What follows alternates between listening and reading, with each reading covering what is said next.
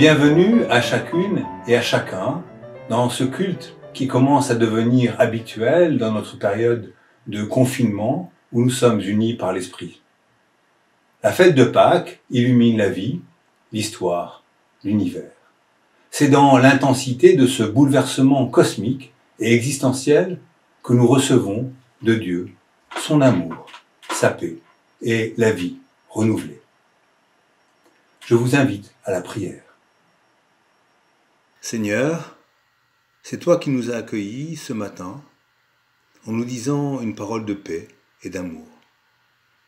Maintenant, nous accueillons ta présence. Nous nous ouvrons par ton amour et ta paix à la force de vie que tu transmets.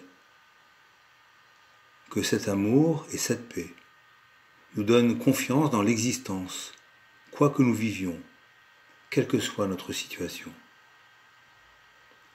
Ton amour et ta paix sont chaleur dans notre cœur. Ton amour et ta paix sont présence dans notre vie. Ton amour et ta paix sont joie infinie. Amen. Je vous invite maintenant à chanter le cantique 34-06, « En toi, Seigneur, par ton esprit ». Nous chanterons les strophes 1 et 2 qui vont être affichées. La musique commence par 2 mesures d'introduction.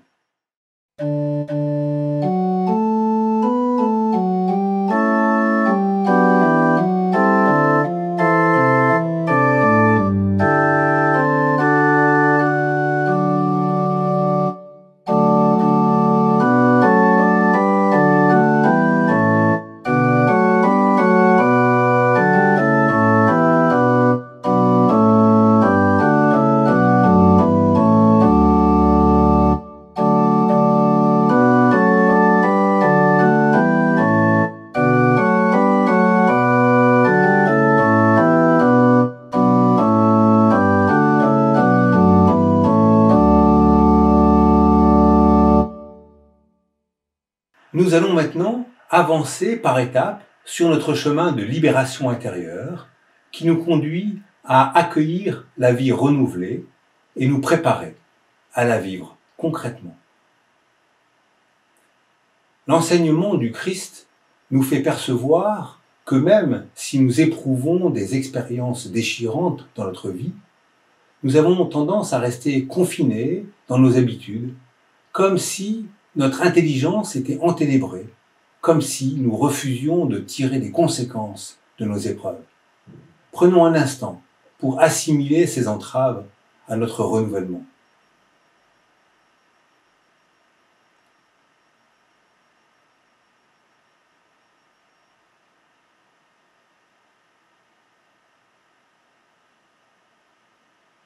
Dans sa compassion, le Seigneur, par la seule offrande du Christ, a porté à leur accomplissement ceux qu'il a sanctifiés, comme nous l'atteste l'Esprit Saint, le souffle d'amour qu'il a mis en nous.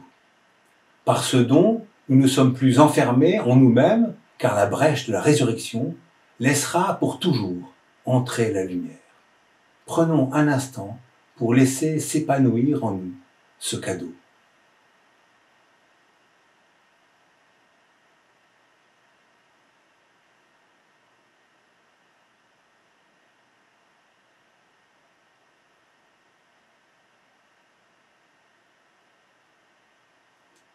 Par son don total, le Christ a ouvert le confinement dans lequel le vieil homme en nous s'était sclérosé. Il nous donne le moyen de ne plus nous conformer aux habitudes de ce monde, mais d'être transformés par le renouvellement de notre intelligence, afin que nous discernions quelle est la volonté de Dieu, ce qui est bon, équitable, exemplaire. Prenons un instant pour que ce renouvellement s'instille en nous.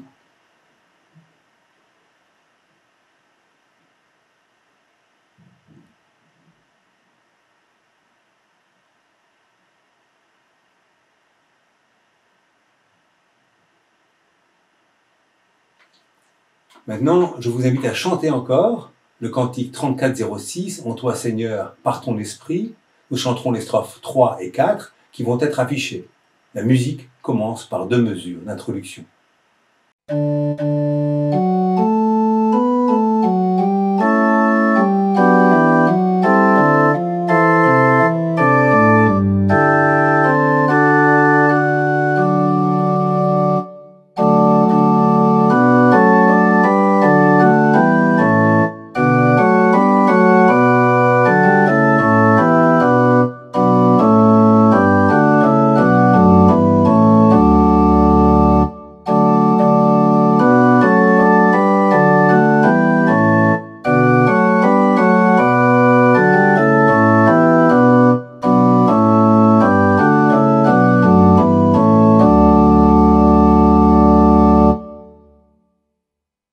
maintenant entendre le texte biblique choisi pour aujourd'hui, et c'est Antoine qui va nous le dire, mais avant, il va nous guider dans la prière.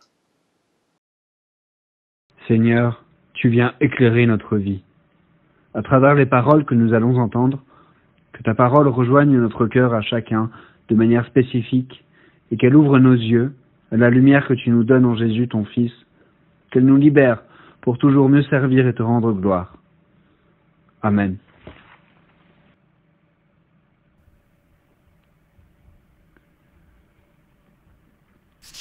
Le récit que je vais lire se passe le 3e jour après la mort de Jésus. 2 femmes proches de Jésus, qui avaient assisté à la mise au tombeau de leur maître, retournent au tombeau. Elles vivent avec les soldats juifs qui montent la garde, un événement bouleversant. Voilà ce qui est écrit dans Matthieu 28, versets 1 à 10. Après le Shabbat, le dimanche, au lever du jour, Marie de Magdala et l'autre Marie vont voir la tombe. Tout à coup, il y a un grand tremblement de terre. Un ange du Seigneur descend du ciel. Il vient rouler la pierre de la tombe et il s'assoit dessus. Il brille comme un éclair et ses vêtements sont très blancs. Les soldats qui gardent la tombe sont effrayés. Ils se mettent à trembler, ils deviennent comme des morts. L'ange dit aux femmes, « Vous, n'ayez pas peur. Je sais que vous cherchez Jésus, celui qu'on a cloué sur une croix. Il n'est pas ici. Il s'est réveillé de la mort, comme il l'a dit. Venez voir l'endroit où il était couché. Ensuite, allez vite dire à ses disciples, il s'est réveillé de la mort et il vous attend en Galilée. Vous le verrez là-bas. Voilà ce que j'ai à vous dire. » Les femmes quittent vite la tombe. Elles ont peur, mais elles sont très joyeuses. Elles courent annoncer la nouvelle aux disciples de Jésus. Tout à coup, Jésus vient à leur rencontre et il leur dit « Je vous salue ». Elles s'approchent de lui, elles saisissent ses pieds et l'adorent. Alors, Jésus leur dit « N'ayez pas peur. Allez dire à mes frères de partir pour la Galilée. Ils me verront là-bas. » Aujourd'hui, en ce jour de Pâques, à cause de la pandémie que nous éprouvons, nous sommes face à la mort de manière terriblement concrète. En effet, tous les jours nous sont annoncés le nombre de décès dus à ce virus ou aux conséquences de sa présence pour des personnes physiquement fragilisées par ailleurs. Et nous ressentons peut-être une appréhension, une inquiétude, sinon une peur. Les femmes de l'Évangile sont elles aussi face à la mort, et c'est pour cela qu'elles viennent sur le lieu de l'inhumation de cet être qui leur est cher. Dans l'Évangile de Matthieu, nous ne savons pas ce que viennent faire les femmes, sinon s'approcher de l'être aimé, revenir sur le lieu où elles ont vu Joseph d'Arimathée installer le corps de Jésus, enveloppé dans un linceul pur, immaculé, dans sa propre tombe toute neuve, celle qu'il a fait creuser pour lui. Et puis il a roulé la grosse pierre pour fermer la tombe. Elles ne savent pas non plus que ce lieu est gardé par les soldats juifs de la garde des grands prêtres, car ceux-ci avaient peur que les partisans de Jésus viennent voler son corps et dire ensuite qu'il est ressuscité. Ils ont même scellé la pierre que Joseph avait roulée devant l'entrée du tombeau, en collant ainsi la pierre d'entrée avec vraisemblablement du plâtre qui sèche vite, et en gardant le tombeau, ils veulent empêcher que la parole de Jésus, dont ils se souviennent eux, se réalise. Il avait dit « Après 3 jours, je ressusciterai ». Est-ce que les femmes se souviennent de cette parole ? Cela ne semble pas le cas. Pourtant, l'Évangile relate que Jésus l'a annoncé 3 fois. Quant aux disciples, ceux de Jésus, aucun n'est là. Et donc, soit ils n'ont pas remarqué cette parole, soit ils n'y ont pas cru. Et bien sûr, il est possible de les comprendre. En fait, nous nous apercevons que tout cela ne sert à rien, car rien ne va arriver comme imaginé, en cachette. Et tout se passe au grand jour qui s'est levé, devant tous ceux qui sont là, notamment les gardes, qui pourront ensuite témoigner, même si les grands prêtres vont les payer pour qu'ils se taisent. Tout ce qu'il se passe ressemble à une théophanie, une apparition de Dieu, sa présence dans le monde. Le tremblement de terre, l'arrivée de l'ange du Seigneur, la lumière de l'éclair et la blancheur qui sont là pour éblouir et révéler. Et puis, la peur que cela déclenche chez tous ceux qui sont présents. Nous sommes là dans l'ambiance et la compréhension de l'époque qui a duré pendant longtemps. Dieu et tous ceux qui concernent le rapport à Dieu, comme les anges, tout cela fait peur. Même la terre en tremble. Cette peur, ce tremblement, empêche de vivre, comme cela est précisé avec les gardes qui sont comme morts. Rendus incapables, inactifs par ce tremblement de peur. Nous pouvons penser que les femmes tremblent aussi, toutes saisies de peur. Mais elles ont la chance que l'ange leur adresse la parole et il commence par « N'ayez pas peur ».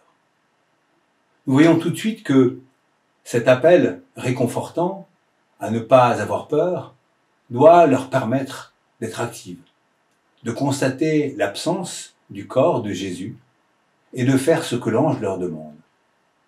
Allez vite dire à ses disciples, il s'est réveillé de la mort et il vous attend en Galilée. Vous le verrez là-bas. Nous avons l'impression que les femmes sont remises en route grâce à la parole, grâce à l'espérance que l'ange fait naître en elles. Et on le perçoit parce qu'elles quittent vite le tombeau et qu'il est ajouté quelque chose qui peut stimuler notre réflexion. On nous dit qu'elles ont toujours peur et qu'en même temps, elles sont très joyeuses. C'est cela, cette vie revivifiée, qui leur permet de courir vers les disciples pour transmettre la nouvelle. Dans la suite, l'apparition de Jésus n'ajoute rien, puisqu'il ne fait que répéter le message de l'ange. Le seul apport de sa présence, ce qui n'est pas rien, est la rencontre concrète du ressuscité. Mais nous n'avons pas besoin, car comme les femmes qui étaient déjà en route, c'est la foi, la confiance qui nous fait aller de l'avant. Si bien que nous aussi, comme les femmes, nous pouvons nous sentir effrayés par ce tremblement de terre qui bouleverse toute la planète et la tétanise, par cet ébranlement de la vie qui nous confine.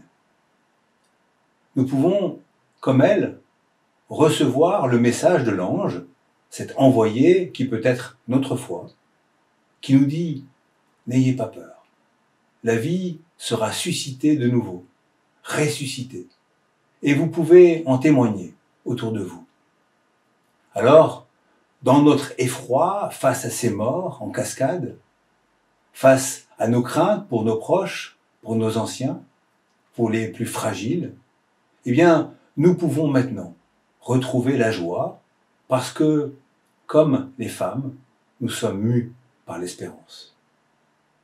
C'est intéressant, je trouve, de noter qu'aujourd'hui, on met en exergue ces femmes qui ont des métiers d'habitude invisibles, comme à l'époque de la Bible, où Jésus parle aux femmes de ses frères, auxquels les femmes qui sont en première ligne, ce sont elles qui ont à annoncer à ses frères que la vie est là, renouvelée, ressuscitée dans la personne du Christ. Les femmes ne sont-elles pas les porteuses de la vie? Alors, les frères, ou plutôt, on pourrait dire les disciples, parce qu'on sait que dans le groupe des personnes qui accompagnent Jésus, qui ont accompagné Jésus pendant sa vie, eh bien, il y a aussi des femmes. Tous sont invités à aller en Galilée pour retrouver Jésus. La Galilée, c'est le lieu où tout a commencé. C'est de là que viennent tous les disciples et Jésus lui-même. Nous ne savons pas ce qu'imaginent les disciples. Pensent-ils qu'en retrouvant Jésus dans leur lieu habituel, tout va recommencer comme avant? Nous ne le savons pas, mais ce que nous savons, c'est que cela ne sera pas le cas. Car celui qu'ils vont retrouver est en même temps le même et en même temps totalement différent. C'est Jésus qui les a quittés en mourant et c'est le Christ qu'ils vont découvrir en Galilée. Celui-ci leur donne une mission. Il rend les disciples responsables pour l'avenir et responsables de l'avenir, à partir de ce qu'ils ont vécu avec lui, à partir de l'enseignement qu'ils ont reçu et des paroles qui font brûler leur cœur, comme les compagnons d'Emmaüs. Ces paroles qu'ils auront à transmettre. Et ils seront aidés par la présence durable de Jésus, qui leur dit à la fin de l'Évangile, « Je suis avec vous tous les jours, jusqu'à la fin des temps. » Cette mention ne concerne pas seulement les disciples, car la précision « jusqu'à la fin des temps » montre que tous les croyants, sinon tous les êtres, peuvent être visés, touchés.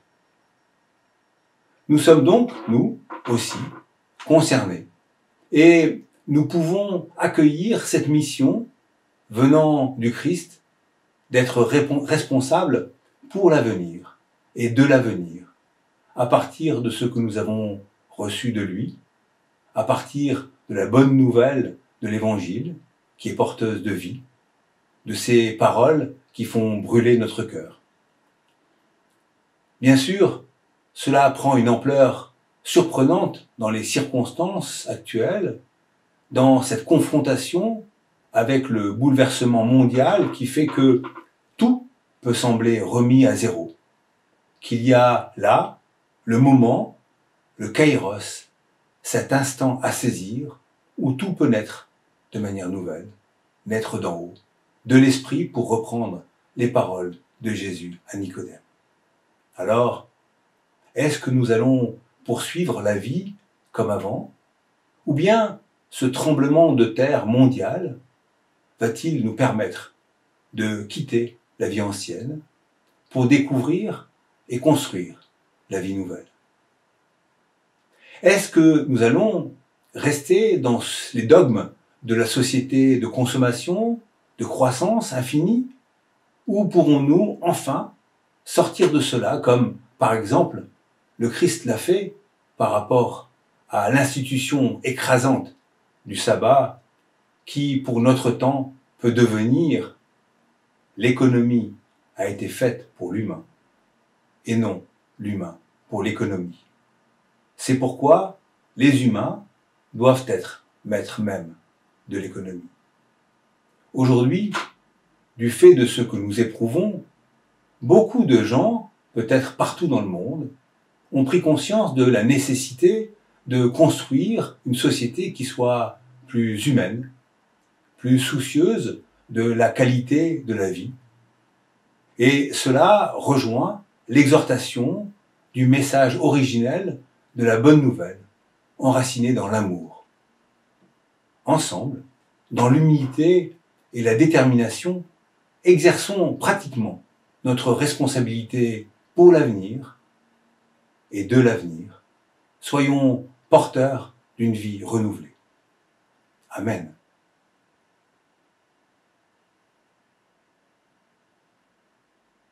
Je vous invite maintenant à chanter le cantique 34-11.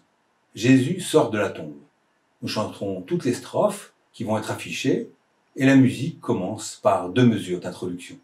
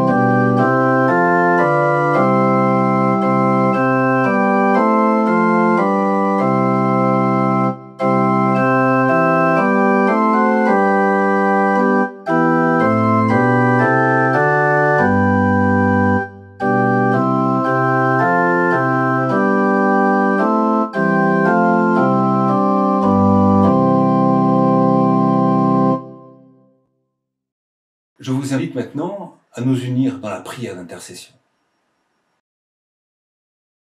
Seigneur notre Dieu, c'est surtout dans les moments douloureux, dramatiques, que nous avons besoin de nous tourner vers toi. C'est face à notre impuissance et à toutes les difficultés que traverse le monde que nous prenons conscience que nous n'avons qu'une espérance et qu'elle est en toi. C'est pourquoi, Seigneur, nous te prions. Par cette prière, nous voulons exprimer les liens de solidarité qui nous unissent à tous ceux auxquels nous pensons et qui sont investis au-delà du pensable pour lutter contre le fléau qui a atteint le monde. Et puis il y a tous les confinés qui essaient de continuer à travailler, à prendre soin de leur famille, notamment de leurs enfants, et ceux qui s'occupent d'eux-mêmes ne pouvant plus faire ce qu'ils faisaient.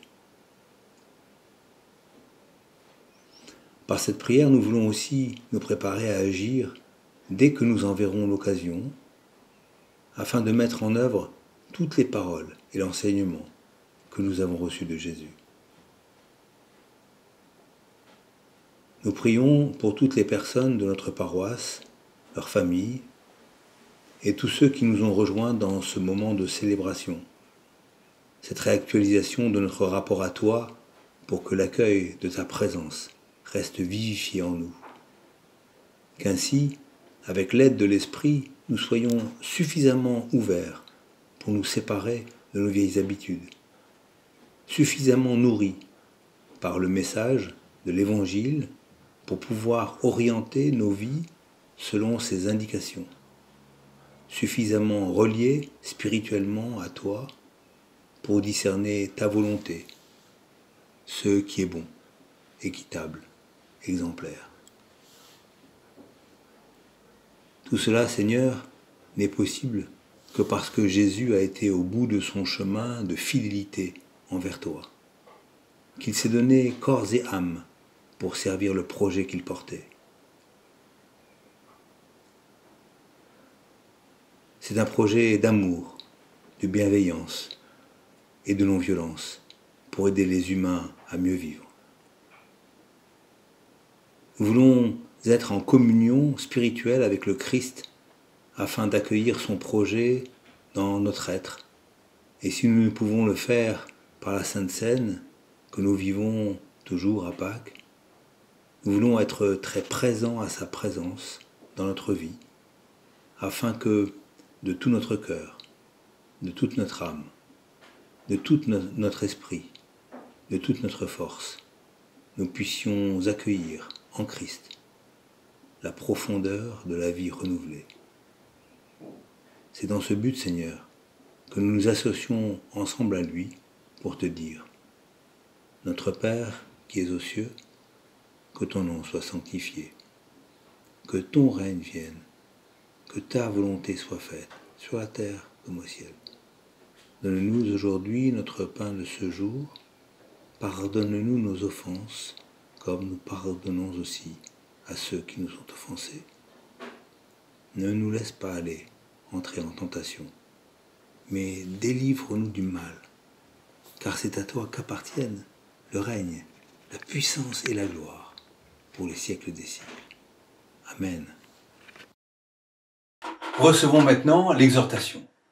Si c'est bien du Christ que vous avez entendu parler, si c'est de lui que vous avez été enseigné conformément à la vérité transmise par Jésus, alors, renonçant à votre existence passée, vous avez à vous dépouiller du vieil homme qui se corrompt sous l'effet des convoitises trompeuses. Vous avez à laisser vous renouveler par la transformation de votre intelligence par l'esprit et revêtir l'homme nouveau, créé selon Dieu dans la justice et la sainteté qui viennent de la vérité. Recevons maintenant la bénédiction. Dieu nous bénit, il nous amène à saisir l'instant pour nous ouvrir à l'esprit qui est en nous, mettre notre intelligence nouvelle au service du discernement de sa volonté et découvrir le cadeau d'une vie renouvelée. Amen.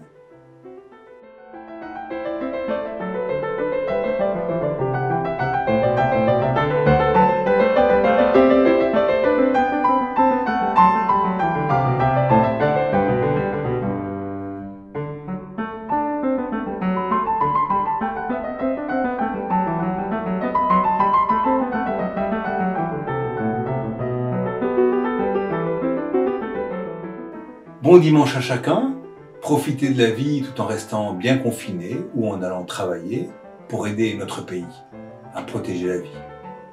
À bientôt.